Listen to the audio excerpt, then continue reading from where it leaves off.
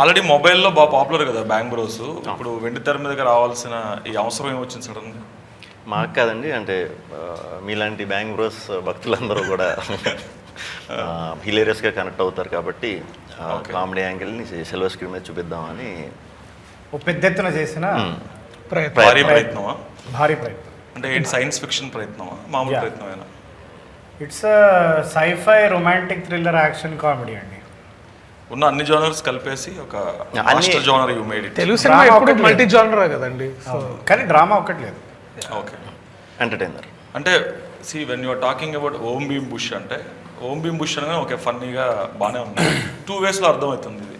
ఓం భీమ్ బుష్ అంటే is it a సెటైరా in mythology? ఇప్పుడు మంత్రాలకి చింతకాయలు రాలో ఉన్నట్టు ఓం భీమ్ బుష్ అంటే దానికి మాకు ఐడియాస్లో వాడతాం కదా. Satire, dark satire on the society or satire on something else? అంత సీన్ లేదు అక్కడ. మాకంత బుర్ర ఉంటే ఇంకెక్కడో ఉండేవాళ్ళు. అంటే వీళ్ళు మీ బుర్ర గురించి మాట్లాడదాం 5 minutes తర్వాత. సినిమాలో వెరీ ఇంట్రెస్టెడ్. నా బుర్ర గురించి ఏం మాట్లాడదాం, I'm very very interested. Okay, సినిమాలో మా బుర్రలకి సంబంధించిన టైటిల్ అండి అది. సినిమాలో మాకు ఎవరికి అంటే బుర్ర ఉండదు ఇన్ ద సెన్స్ ప్రతిదీ కూడా చాలా లైట్గా తీసుకుని ఎంజాయ్ చేస్తూ వెళ్ళిపోయే బ్యాచ్ మాది. మా ముగ్గురు చేసిన సైంటిస్టుల క్యారెక్టర్ ఏదైతే ఉందో అది ఓన్లీ ఆ క్యారెక్టర్ డిజైన్ కూడా ఎందుకు అలా చేసుకున్నదంటే ప్రేక్షకులు నవ్వించాలి. ప్రతిదీ లైట్గా తీసుకుంటే ఆ సైంటిస్ట్ అవ్వడు కదా ఫస్ట్ పాయింట్లో. ఒక క్యారెక్టరే ఫార్సా అయితే?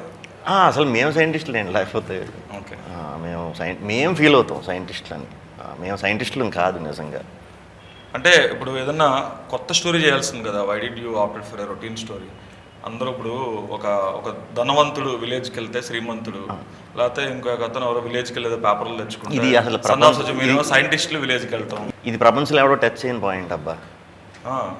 ఇదేదో అది చెప్తే ఇంకా ఎక్కిపోతుంది, మీకు ఎక్కిపోతుంది. ప్రపంచంలో ఎవరో టచ్ చేయలేదు. యూజువల్గా మామూలుగా అన్ని సినిమాలకి అందరూ మనం స్టాండర్డ్గా చెప్పే డైలాగ్ కదా.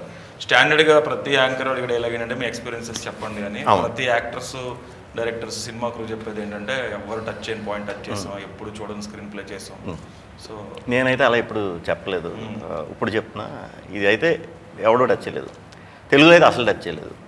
సో ఎంటర్టైన్మెంట్ అయితే మాత్రం ఖచ్చితంగా ఉంటుందని చెప్తున్నాం. ఎంటర్టైన్మెంట్ ఉంటుంది. ఏదైతే చెప్పాలనుకుంటున్నాం అది కూడా వెరీ క్లియర్గా కొత్తగా ఓకే చూపించాం, చూస్తారు కూడా.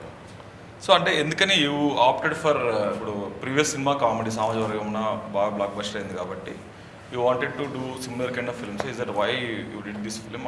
యాక్చువల్లీ ఇది ముందు రావాలండి, ఇదే ముందు రావాలి మేము అనుకుంది, చేద్దాం అనుకున్నది. కాకపోతే అన్నీ కుదిరేసరికి ఇప్పుడు వచ్చిందనమాట. అలా మనం ప్లాన్ చేసి లైన్ చేస్తే మన చేతిలో ఉండదు. ఇది ఒకళ్ళతో అయిపోయేది కాదు కదా సినిమా అంటే, టీం అంతా ఇదై చేసేది కదా. సో అలా అయితే ఏం ప్లానింగ్ అయితే అలా ఏం లేదు, అలా కుదిరి అలా ఈ టైంకి ఇది వచ్చింది.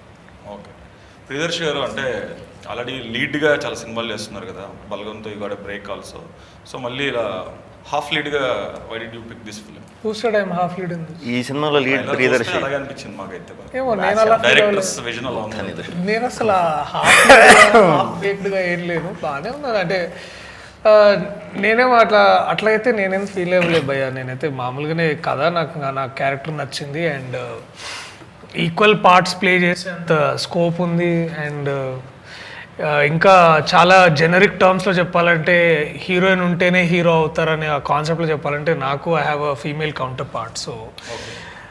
సో నేను ఎక్కడ అలా ఫీల్ అవ్వలేదు అసలు. యాక్చువల్లీ నేను మామూలుగానే ఒక మంచి పాయింట్, ఒక యూనిక్ పాయింట్ అండ్ డెఫినెట్లీ నా ఫ్రెండ్స్ చేస్తున్నారు, సో నేను చేయాలని ఒక